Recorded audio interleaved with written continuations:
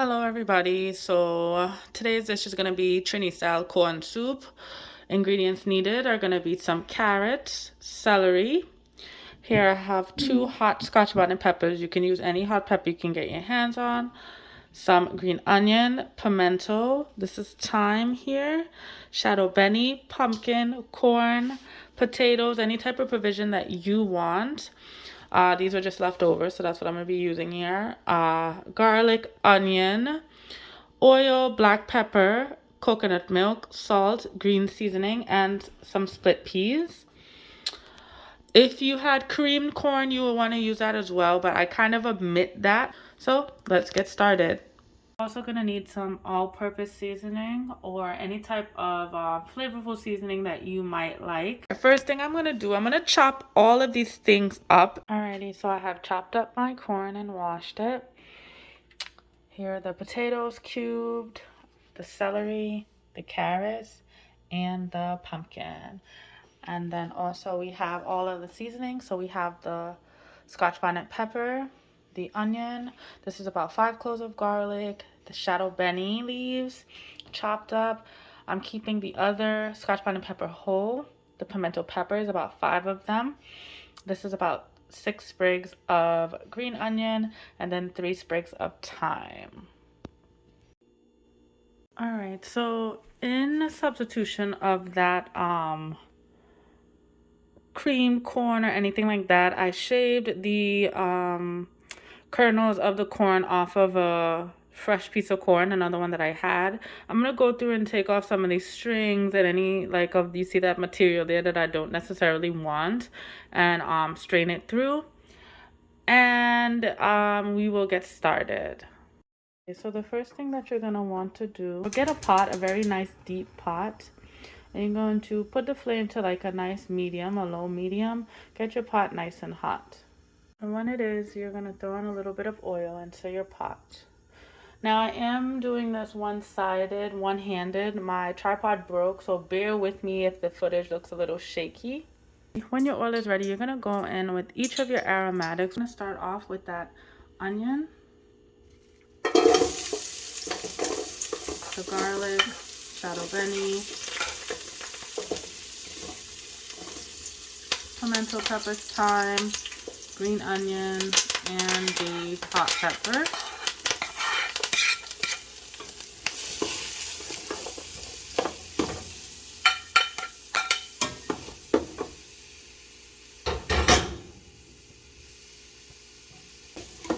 You're going to let this saute for about 2 minutes until your aromatics get nice and tender. Now I'm going to throw in that celery there.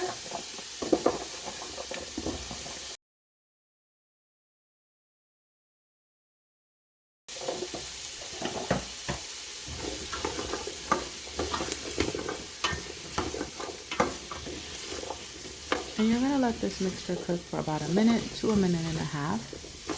Alright, so I found a way to make the frame a little wider, so that's great.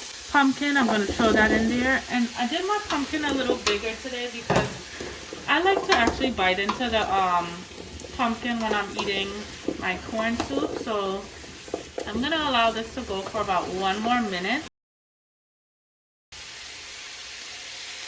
I'm going to go in with those split peas. This is a cup of split peas here. If you want, you can soak your split peas overnight. I just had a bath and decided to make this, so this is probably going to take a little bit longer to cook down, but that's okay. You're going to mix your split peas in. Alright. And now I'm going to go in with water. I'm going to use enough water that's going to cover everything in the pot. So this here is about 2 cups of water, but again, you're going to just use enough that's going to be able to cover everything that's in your pot.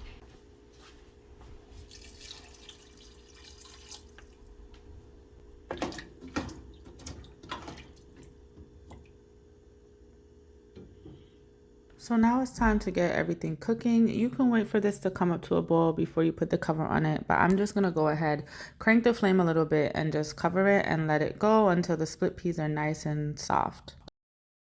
Now's the time to add that Scotch bonnet pepper or your hot pepper. This is what it's looking like after about 10 minutes bubbling. Alright guys, so this has been going for a bit. I'm just going to check some of the tenderness of those split peas in here. So I'm going to just try and take a split pea from the middle. Careful because it is very hot. And just see if it is smushing between my two fingers or between on the spoon there, which it is. Now I don't have an immersion blender, so I'll be using old school swizzle stick here.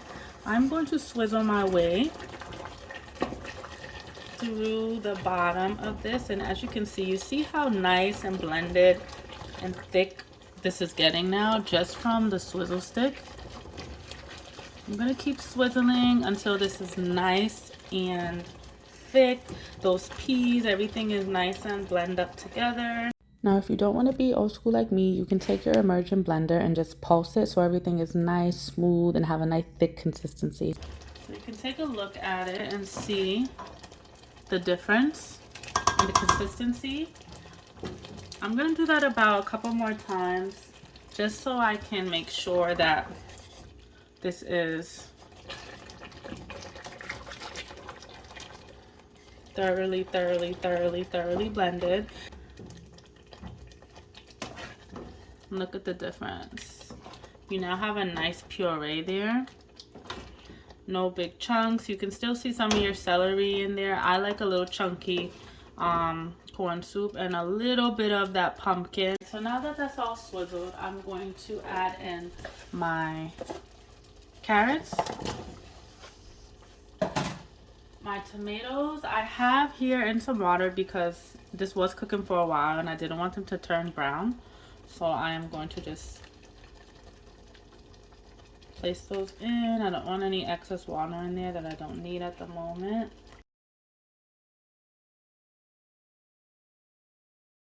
All right, I'm going to add some salt, black pepper,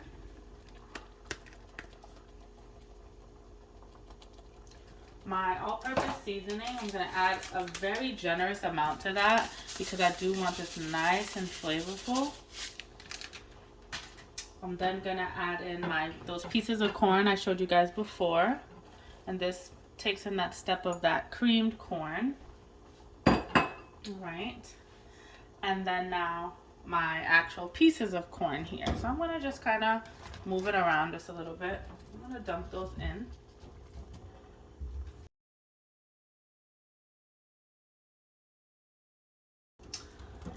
Then I'm going to go with my green seasoning, and I don't have a measurement for this, but I'm going to just kind of just dump it in. That adds a little bit of flavor. And my coconut milk.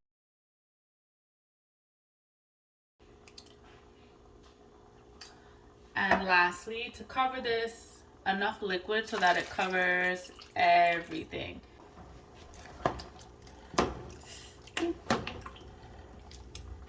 Stir in.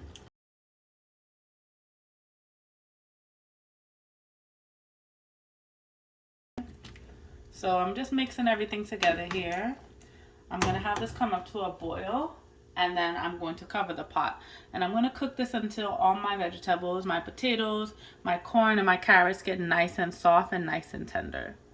Alright, so don't kill me for this, but I forgot to include the ingredients for the dumplings. So you're just going to need some flour, some water, and some salt for this. That's it. But definitely include this in your corn soup because this corn soup is the best part. So I'm going to take about 1.5 cup of flour. 1 cup. Alright, we have a 1/2 cup. And I'm going to just salt this slightly. Alright, and that's it. So you could mix it, whisk it, but just going to be lazy here and twirl it around. I have 2 cups of water here inside of my measuring cup. However, I'm only going to add as needed. So I'm going to just make myself a very nice soft dough. And you're just going to keep kneading and mixing with the water until you get a nice round ball, nice and soft. So I'm just going to flour surface here. I'm gonna wash my hands off of all this extra flour, and then we're gonna make our dumplings. I have my cutting board here. I'll just be using this as my surface. Flour, dust this. Some flour here. I'm gonna take that dough ball that I had, right, and I'm gonna cut this into two. All right, so now that I have it in twos, I do this so that it's easier to kind of roll and get, you know, that shape that I want. So I'm gonna do mine in like a very long oblong kind of shape.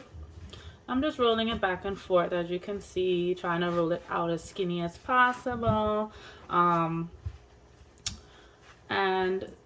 honestly, this might have been better on the counter surface, but it's okay, we have this here. So see what I'm doing? I'm just stretching out that dough. All right. And what I'm going to do is I'm going to try to keep rolling, actually. Try to stretch it out a little bit more.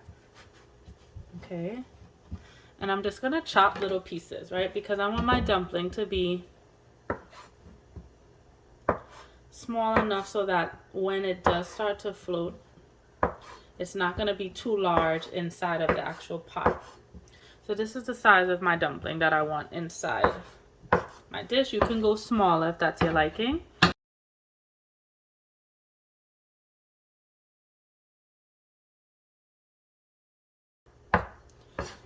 Alright, so these are going to be my dumplings that I add into my soup. My soup still is not boiling yet. So we're just going to wait for that to come up to a boil, and then we're going to toss these in when it's ready.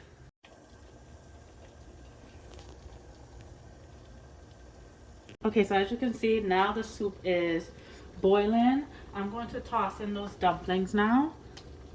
And just one by one, just toss them in there. I'm going to cook everything down until my veggies, like I said before, until your veggies are fully cooked, tender. Also, your dumplings, they need to be fully cooked as well.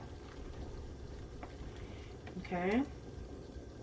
Don't want them to be soft in the middle. And I like to just move things around when I'm throwing them in there, because you don't want all your dumplings to be at the top. You kind of want them to be scattered throughout your corn soup. Toss it in, turn it around a little bit, and then I'm gonna let this go until everything is fully cooked. You can put the cover on it or don't. I'm gonna just put the cover on it and just have it cracked just a little bit like that, and let it go until everything is nice and tender. All right, so let's check on our soup. It is bubbling for sure. Alright, so our dumplings are most definitely done. I'm gonna just check on the potatoes, which is right over here. See if I can, yep, I can, the spoon goes right through it, so that's good. Check on our carrots. The carrots can cut, so yeah. My corn soup is done. I'm just gonna taste this for salt, see what it's tasting like. It shouldn't need any.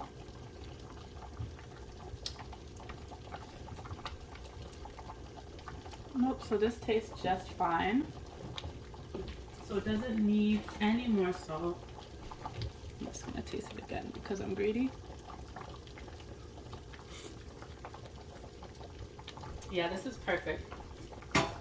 So we're done here. So I'm gonna turn it off, and then there you have it, corn soup.